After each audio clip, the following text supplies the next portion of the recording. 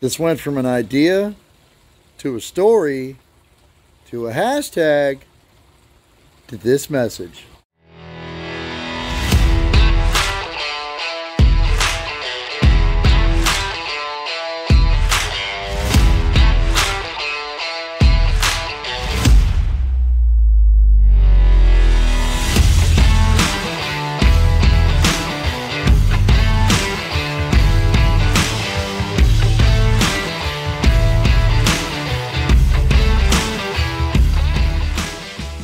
Hey, what's shaking, Warfighter Nation? Ron here with Warfighter Ranch and Isaiah 6:8. And today I'm going to tell you about my Bible marker. My Bible marker isn't anything particularly special for its intent and purpose. A thin red ribbon that floats effortlessly over the angel smooth pages. But it is to me. For me, it's a valuable reminder as well as what has turned out to be quite a conversation starter. I'm an old jumper, and I've been tinkering around with 550 cord for as long as I can remember. I've experimented with just about every possible use for the stuff. I've tried everything from 1,500 pound Kevlar cord down to a shade lower than 10 pound fishing line. I've tried it gutted, non-gutted, snake braid, the cobra braid, the fishtail braid, the divine helix, the triax braid, and our armor of God signature braid. I've melted it, singed it, tied it, stretched it, and otherwise manipulated it within an inch of its life. Tying knots has been therapeutic for me. For every knot I tie, it seems I'm able to untie one of my own. It also allows me to express myself via a healthy medium and allows me the ability to create and help tell the stories of others. I have to tell you, this very simple yet elegant Bible marker needed absolutely no help from me. It was just fine the way it was. However, my innate desire to create something new or make it better usually isn't a horrible idea. However, it may not always be the best one either. But in this case, I think I made the right decision.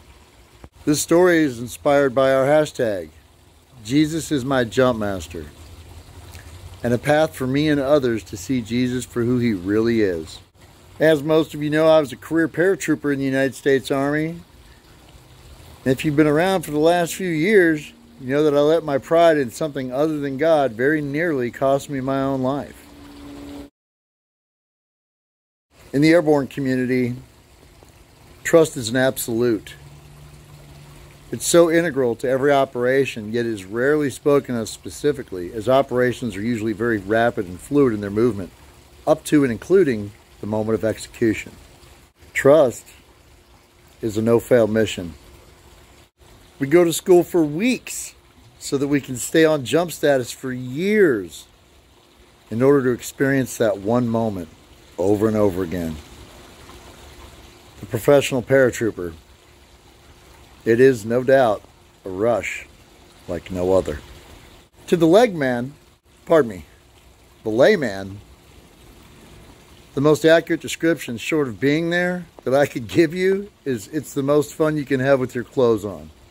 But after seemingly endless hours of pre-jump training, a ride in the cattle truck, a gratuitous pre-donning of the parachute trip to the latrine, because wisdom comes with experience, a quick stop by the gut truck, donning of the chute, being JMPI'd by a Jumpmaster qualified senior parachutist, doing the airborne shuffle out to the aircraft wearing full combat equipment, a slow roll down the tarmac, and takeoff.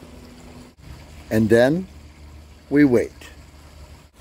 Depending on the mission requirements of the Air Force and the aircraft at the time, the in-flight time could be anywhere from 50 minutes at a minimum up to 3 hours or more.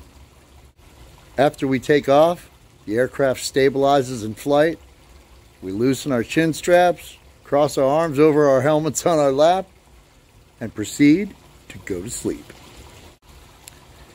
At 20 minutes out, the Jumpmaster team stands up and gives the appropriate command, 20 minutes! At which point we briefly lift our heads, smile at one another, and immediately drift off back to sleep. Now at the 10-minute mark, things start to get a little saucy. The Jumpmaster team again stands up, gives the command, then they stand us up, and then we hook up. The weight of our combat load now being fully absorbed by our bad backs, surgically restructured knees, and glass ankles. At some point, your calves inevitably start to feel like jello. And just like that, all of a sudden, you have to pee worse than you've ever had to in your life. Again. Oh no! Speed, adrenaline, physics, muscle memory, and bodily functions all come together to form a glorious existence.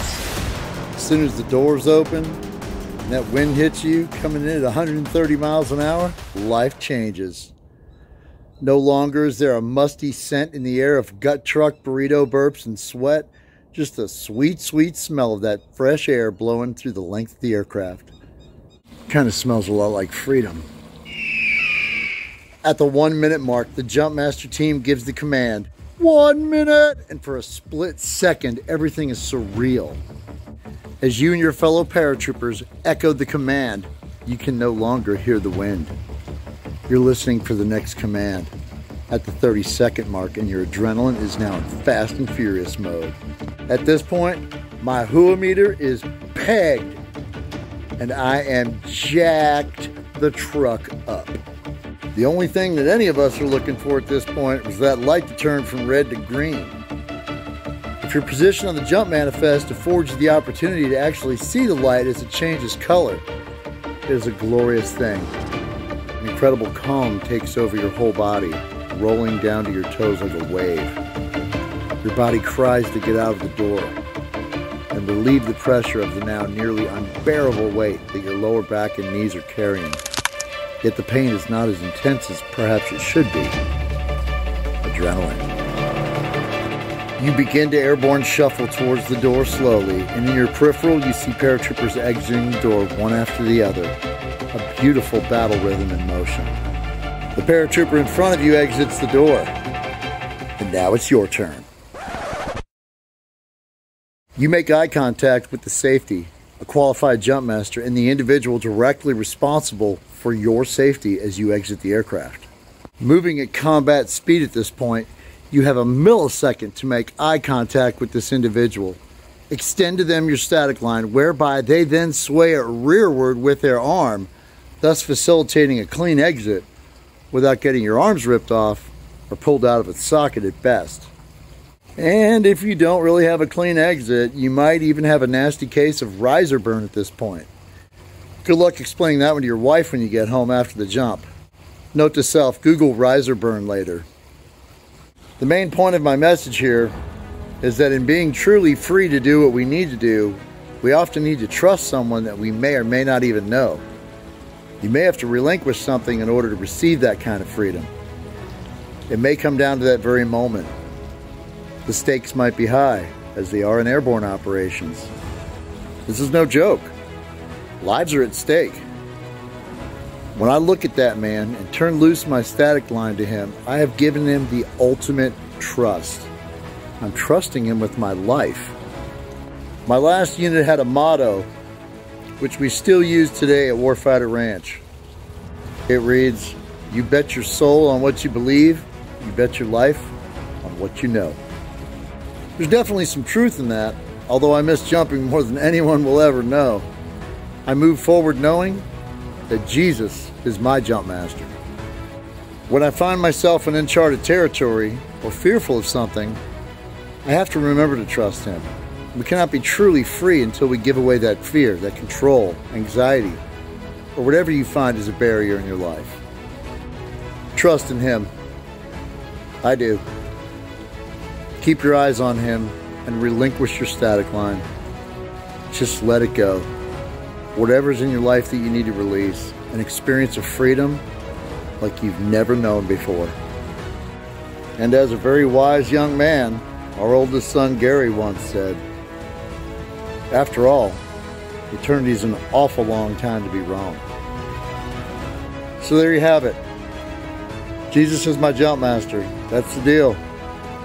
And I made a piece to commemorate this in a series dedicated to this thought. It's called Static, All or Night Vision Pieces, except for mine and one other. So I'll give you an inside look and see mine. Here's Jesus is my jump master. We were cleared hot at this time.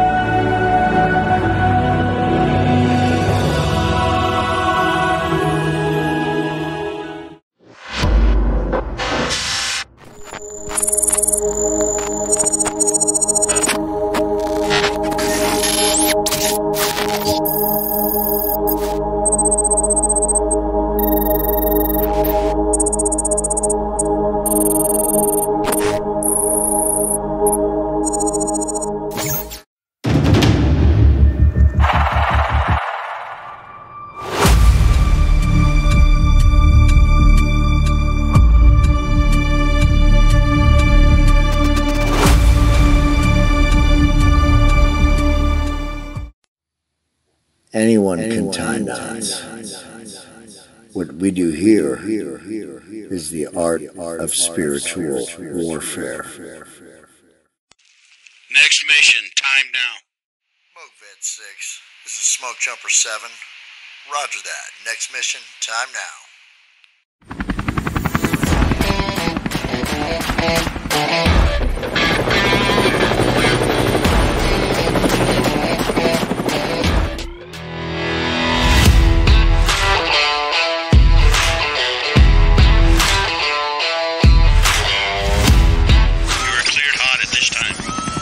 Smoke Vet 6, this is Smoke Jumper 7. Roger that. Next mission, time now.